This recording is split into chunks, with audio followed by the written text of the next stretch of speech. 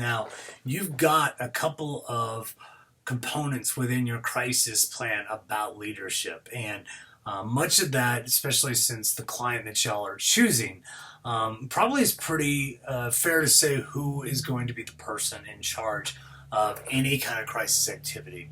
But leadership is extremely important. I mean, it helps to have all those ducks in a row to get started. Of these are the point of people of contact when something or if something strikes there. So, and to think about credibility in general is we look to it a lot in persuasion. So when we discuss credibility, one of the key facets of one of the authors I've mentioned before is Robert Cialdini, is he mentioned something to the effect of we do a lot of credibility based by authority. So people that have a lot of authority, I mean, these are the Milgram experiments. The basic tenet was how much would we listen to somebody if they're in the sense of authority, even by wearing, a lab coat, as it were, in that experiment. But authority goes a long way, and thus credibility goes a long way. We do listen to a lot of people that we consider likable, that have an expansive knowledge set. I mean, this is why Dr. Oz, for instance, is so popular. Even if you think he makes a lot of unsubstantiated health claims, and there's been a lot of discrepancy with the FTC and the FDA and Dr. Oz. The point is he's still likable. The point is he still has a title, and we have a lot of areas of persuasion where we feel like we can trust these people. Now, granted, this is not necessarily a good example of who we would absolutely put our trust in, but it does indicate the power of it. And so credibility is a basic tenet of all communication, and there are different types. You could talk about authoritarian, a laissez-faire, a democratic, in terms of how much hands-on or off do you want to have in any given situation. You might want to be a person that understands everything about whatever process you're working in within your organization, so you want to run that structure very strictly. Or you could say, I know nothing about this project, and the leadership is let's let the people who know the most about it run the show, if it were. And so we're seeing more and more of that as we're getting into some wild west of technology. And they represent everything we do. Credibility does go a long way in terms of all the things that we aspire to be, try to do, and we see that in every organization. We always look at the people who represent us, and when things go wrong, whether it be small scale or large scale, we typically look to those people and say, okay, what is it that we need to be doing in this situation to get out of it and to mitigate it? And we do look towards leaders in these small or large crisis scenarios. They also train people in high leadership positions. They have experience, and they're the ones that we count on in this particular case. So Nordhaus in 2012 looked into 4 characteristics of leadership. And I want to list those before I get into how they should be applied in a a crisis communication context. First, leadership is a process. It's always changing. And for the most part, we look for more of a set of behaviors rather than the actual person itself. So when we're looking at leadership in general, it doesn't necessarily mean that we're looking at this person because they're this person. We look for things like intelligence, someone who's confident, someone who, again, is likable, someone who doesn't mind taking charge, who doesn't mind putting themselves at risk. These are all things of these attributes in leadership. However, as it changes, we have to think about what is the scenario we're dealing with at the time. And so we have to be adaptive in any given scenario based on whatever the crisis is. We also need to be looking at influencing following behaviors. So when we are a leader, in this case, we need to set the tone for how our followers behave. And that would depend on the type of organization that you have. It may be very laid back, and so a lot of things can be tolerated, and that's a good thing because it can increase not productivity per se, but a good cohort amongst your community, and create a good atmosphere. Yeah, and I mentioned this with my ski coach, for instance, who did a good job of influencing followers because he did everything better than us when we did training. We'd go exercise with him, and he'd do everything better. And so that influenced followers to be more disciplined and work harder because we wanted to aspire to that level. Another thing is leadership within groups.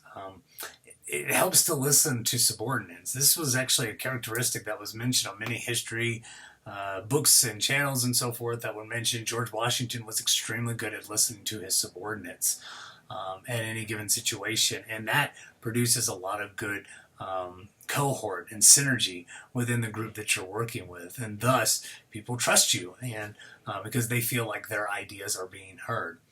And the last thing is looking into achieving the we goals, not the I goals. And what that means is we're looking at more of the solution for the organization rather than the solution for me. I've mentioned this in a class or two before. If we've got the goals of us as a community, us as a team, we're far more likely to be successful than just one person. Although we want a person in the spotlight, we want to make sure that it is a representative of the people they are working with. And that's a key idea in terms of being able to work with along people that have faith in this person and would back them up if something goes wrong. That leadership means a lot, but it also requires a lot of work from the community as well. So with the tenets, and this is a little bit from Ulmer, Selnow, and Seeger in one of their books, and I really like some of these in terms of leadership. And again, think about these for your crisis plan of how you want these to work. Again, especially given your organization, you're going to want a crisis figurehead that is going to be strong and someone that believes in the organization and that the company backs this particular person up. So, and this is why it's so important to be a leader in a crisis, because we need things to emerge and influence behavior in this case. So first and foremost, leaders should be visible. So, a couple examples of Reagan during the Challenger crisis, Obama during Sandy Hook, George W. Bush in 9/11. You may not like particular people within this scenario. You may really like people in these scenarios, but the fact of the matter is that they got very high approval ratings during those particular times because they were so influential of reacting in a way that was conveyed leadership, conveyed very much an orient of how we should respond and handle things. Reagan during the Challenger crisis may have been one of my favorite ones, because talking about these were the risks that we run as being astronauts, and yes, it's horrible that several people died in a spaceship launch. But this is a lot of people in their dream and exploration, and it was a very well put together speech. I know he didn't necessarily write it, but it is where the leader stood up in this case. And all these are why we need effective leaders in a crisis, as we're in this together. And we need those behaviors to merge to influence behavior. We need to make sure that we have someone who's open and honest and won't hesitate as well. And this is why, the president, for instance, has to be some of these things. Now, again, whether you like the president or not is a different story, but, this is the kind of thing that is very important in terms of being in a leadership position. Leaders should work to develop positive community outside times of crisis. Mary Barra in the GM recall was one of these instances. which she used a lot of mortification and corrective action, saying, we're incredibly sorry for all the faulty things that occurred during the recall, and we know people were lost because of it, and there was a lot of contrition, a lot of mortification that occurred, and thus it was the kind of thing where they were like, this is not going to happen again. And it created new safeguards to ensure that this wouldn't happen again. And this was something that was actually well received after the fact and after a while ago for these recalls, especially as we're seeing recalls right and left now. But it was perceived as open, honest, as I mentioned in the last point, and Mary Barra was looked at pretty highly in this particular case here. And again, this goes back to being open. People might be more upset if you're trying to shift blame. We talked about this in our Royal Caribbean example of being open and transparent within the timestamps of everything and not being ambiguous. I don't know if we can really classify as shifting blame per se, but the vagueness is something where all of y'all kind of gave me this eyeball of, it's at least suspicious. Whereas if we're open and honest with everything, with the timestamps, if we've got nothing to hide, then that is a major consideration for what we should be doing in this case. Next is leaders who manage crises successfully might create opportunities for renewal. GM went bankrupt in 2009, and they're back in business partly because of how they managed the crises. Domino's is another great example. I know I mentioned this hoax quite a bit, but there's a video that actually shows the corporate office responding quickly and this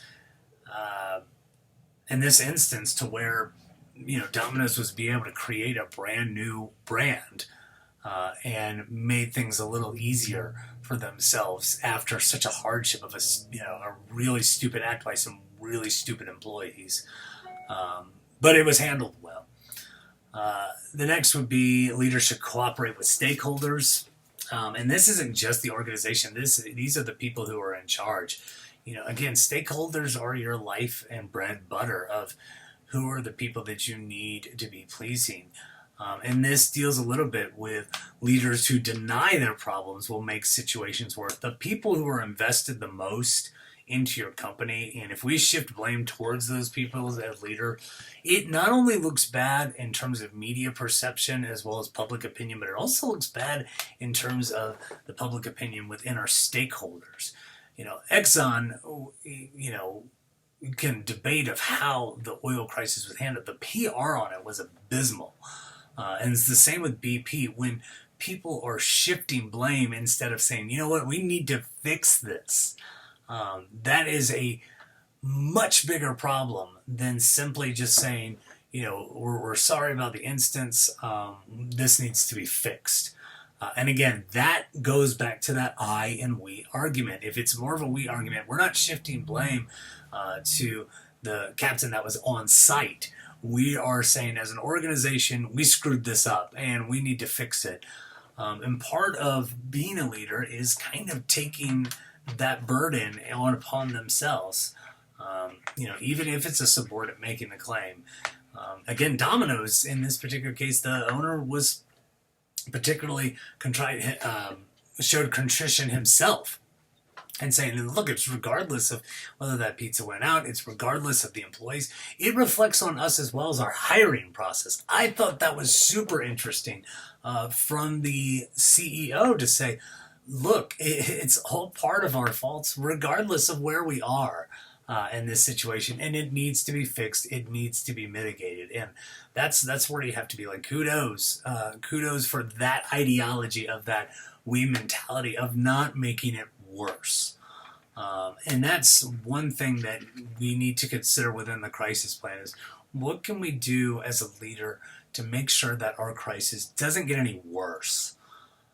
Because the PR and the way that it's handled can actually put, it's like a gasoline fire. If we try to throw water on it, it's only going to make it worse. So There's also contingency leadership. We're getting towards the last parts of them. Contingency leadership has to do with the fact that these aren't normal times. Crises are unexpected. So they're not going to adhere to normal types of leadership. So you may be a strong person for authoritarian leadership. That's kind of the bread and butter that you do in particular. However, you may not be particularly skilled in a set that may be going on at this particular moment. So if it's a cyber crisis and you're the CEO and you don't know anything about IT, it may be a more laissez-faire affair where you have to let the people who are the experts in this. And this goes back into things that we were talking about in terms of listening to subordinates as well as creating a positive community outside of the crisis. If I am building positive repertoire with my in this case internal stakeholders, aka my IT employees that might be dealing with a cyber crisis, they may be not only more willing to help me, but more willing to help this we mentality versus if it's something that I'm trying to be authoritative of, something I know nothing about. Again, listening to subordinates goes a long way. It may also be within external stakeholders and publics as well, as terms of how we deal with the crisis, that we may need to look into a more democratic style of saying what is best for the community in this case. And many applications of saying what can we do to make things better just in general. I mean, a lot of this is just virtuous. And that's the next to last point, is having virtuous responses of leadership are important. This might have, this may be not necessarily the thing that needs to be done, but it feels like it's the right thing to do. In wake of all the sexual harassment conversations in Boone bars, many bars have stepped up and put consent posters and stepped up OSHA training within the system of bars inside this community. And that's a beneficial thing to be able to do in terms of saying being adaptive, as well as going into the thing of being virtuous. Again, it doesn't necessarily need to be done, but it is something that conveys this positive image that this is a safe place to be in. You're not going to have this problem to come in, have a good time. People will use their best judgment in this case. And when we look at this virtue, these arguments of virtue, again, we can look at Aristotle and how he defines a virtue in this case. And I'd encourage you to look at it in terms of what makes a person virtuous, what are virtues, and how can we apply them in any given situation. And then learning from crises. I think this is one that when we feel like something's over, we don't have to deal with it again. I've worked for organizations in the past where safety regulation, compliance officers have come in and talked to us about the work that we've done, what we work with, that kind of thing. And many times what actually occurs is they adapt to the strategies that are used, and then we just revert back to the old ways of doing things again. And that's not helpful. And it's not going to make sure that you learn from your crisis. This is a small instance, but again, we've talked about priming can be a major deal, especially if you're not learning. If the same things are happening over and over again, that means not only did you not learn from your last crisis, you're repeating the same mistake, and that's a huge fallacy, and it's not going to be looked good in law or the court of public opinion. So these are all basic tenets, and this is why leadership is so important. So think about these when you're doing your crisis plan. Think about these when you're listing the people that would be best for leadership in this case. And think about it in terms of the context of what is going to be best given a certain crisis. So, we know that a scathing review versus a fire are going to probably happen in two different places, and they're going to require two different sets of eyes to be able to carry it. You might have the same figurehead that handles both of them as far as the PR is concerned, but they may not know all the details that went into it, depending on if it's front of house or back of house in this particular instance. So think about that.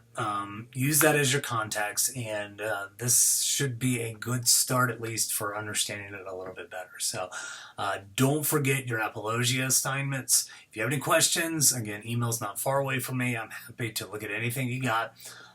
If you want to send in something early for me to read, I will do my best to get to it as quickly as possible. So hope you all have a wonderful day, and I will talk to you soon. Thanks.